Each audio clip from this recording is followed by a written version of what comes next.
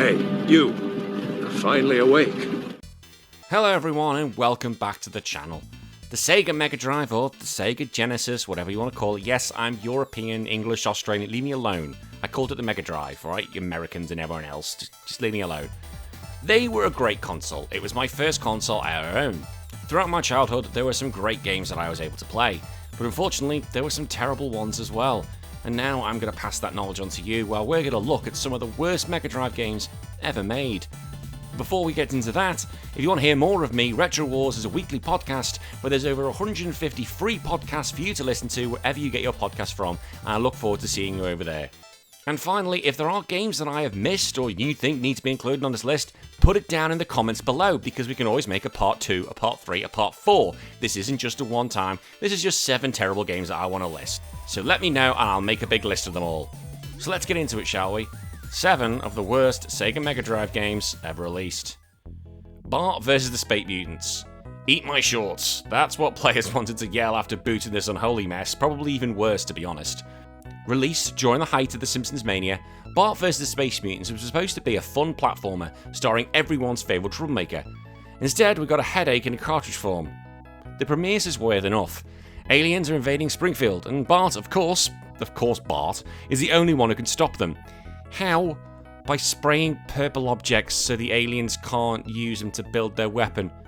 Yet that is really the logic of the first game. They want to build this super weapon, and the only thing that can power it up is purple things. So Bart has to go around spray them red. What the absolute fooky dook? What? That makes no sense. And this is one of the most sensible things. Eventually, it's get the balloons. It's just a terrible idea. And that's just the idea of this game. You're going to get wound up by the controls because they're going to drive you up the wall. Bart's jump is floaty and imprecise, and interacting with the environment often involves trial and error logic. You're constantly wondering what to spray, where to go, or how the hell you died. Eventually you go to a mall, and when you're trying to go over quicksand, not even quicksand, I think it's cement, and you'll just sink, which makes no sense, but the jumping is such a pain in the arse. Graphically, it's not much better. The characters are sort of recognisable, like you recognise it's there, but the animation is stiff and the environments look like they were slapped together in a hurry. For a game tied to such a beloved franchise, it feels shockingly undercooked. Remember, we had the Simpsons arcade. And don't even get me started on the sound design.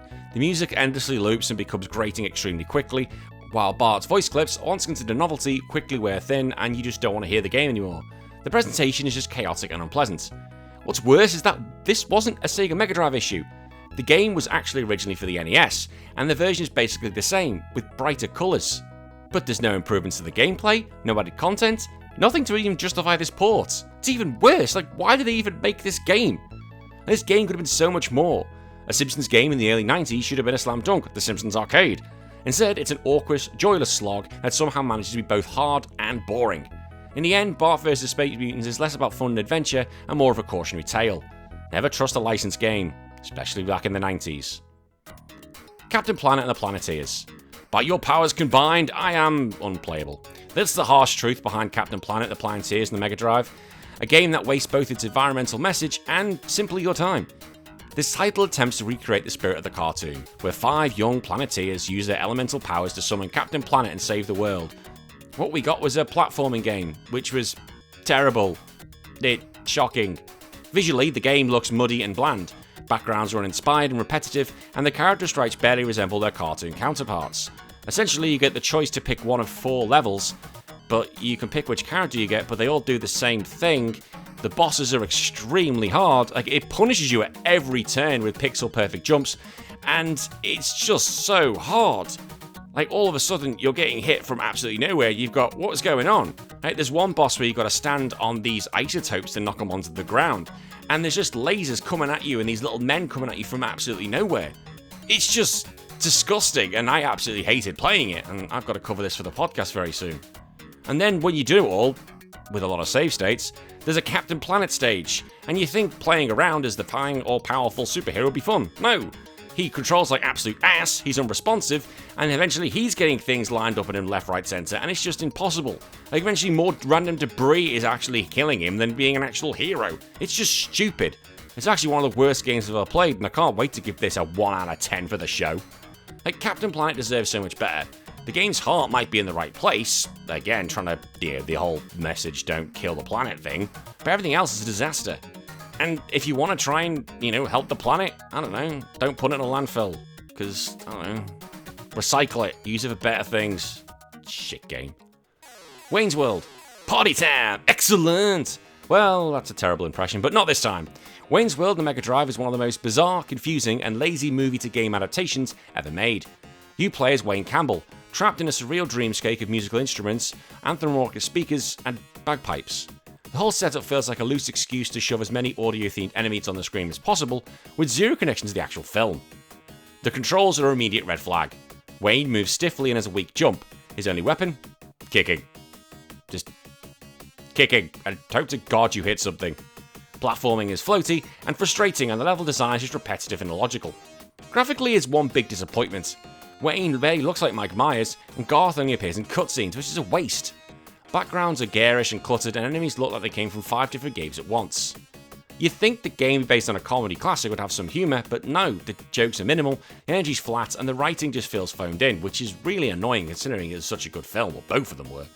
There's no personality, just a lot of generic lines and a couple of voice clips that get old fast.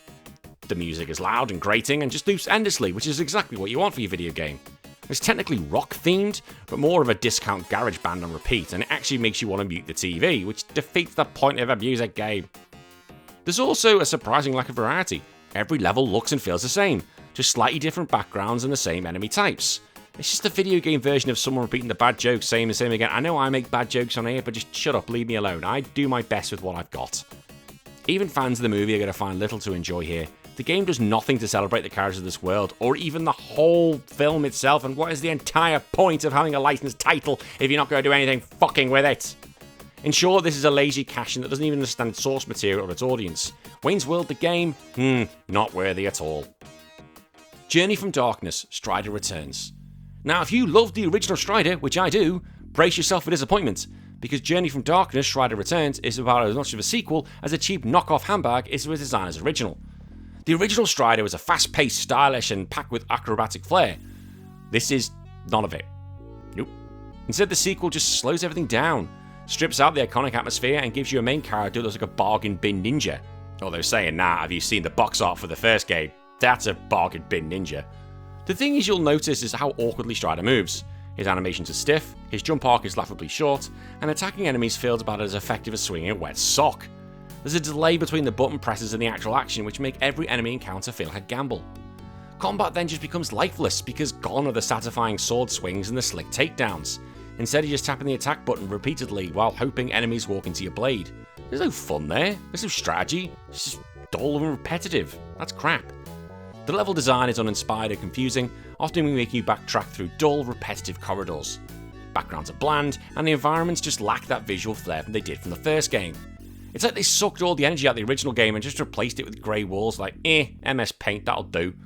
Sound design doesn't help either. The music's forgettable, and the sound effects are either recycled or totally absent where you'd expect feedback. We all remember that that's why you buy Strider, isn't it? The game just feels dead, like a shell of something that once had life. Even the story's a mess. Instead of expanding on the world of Strider, it just throws in generic villains and pointless dialogue. It's hard to care and actually give a shit when the game itself doesn't care either. In the end, Strider Returns is a misfire in epic proportions. If you're a fan of Strider, maybe just consider this one canon and maybe put it in the same landfill or recyclable as I did with Captain Planet, because it's an absolute disgrace. Dark Castle. Few games are as infamous on the Mega Drive as Dark Castle, and for good reason. It's not just bad, it's barely functional. Originally released on the Macintosh in 1986, the game felt outdated then even when it hit the Mega Drive a few years later. You play as the hero, a frail, floppy guy who might be one of the worst controlled characters in gaming history. Lester the Unlikely might be talking there. His animations are bizarre, he falls over constantly, lurches from side to side, and throws rocks like a drunken juggler. And yes, rocks are your main weapon. Yay, just pick up a fucking sword. The controls are absolutely atrocious. Even simple actions like jumping or walking through doors require pixel-perfect precision, and the slightest mistake can send you tumbling to your death, or worse, back to the beginning of the level, which we all love. Visually, the game looks like a washed-out medieval nightmare. Sprites are ugly and stiff, backgrounds are repetitive, and everything just has a weird, muddy tone. It's hard to tell what anything's supposed to be, which is...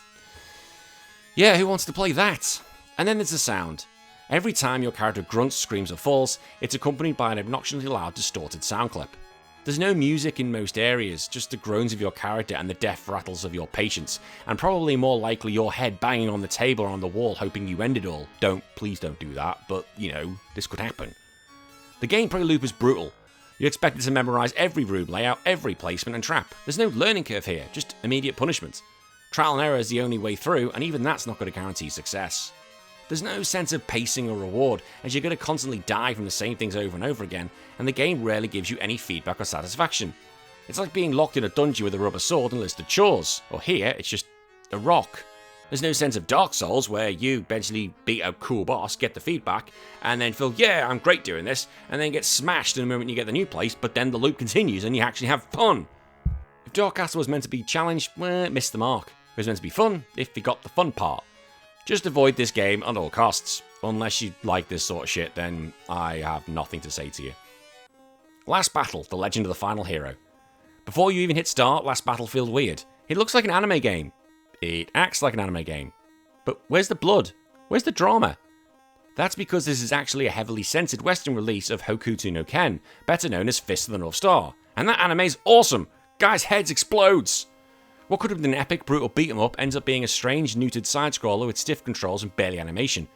Your attacks are mostly punches and kicks that barely register on screen. Enemies just freeze and disappear when defeated. No explosions, no blood, no satisfaction, no nani. It's ridiculous. The game starts off with promise. Big sprites, cool character portraits, and that rugged post-apocalyptic vibe. But it quickly falls once you realise how limited the gameplay is. You walk right, punch, repeat. No combos, no variety, just monotony. The level design is as linear as it gets. Occasionally you'll take a different path onto a world map, but the game never tells you what's different about each one. It feels like a choose-your-own adventure book where every choice leads to the same boring result. The text between levels is legendary for all the wrong reasons. Weird phrases like "you are on the way to destruction" or "this is the end of the century" pop up with no context. It's like watching a bad fan dub in real time. Graphically, it's not awful.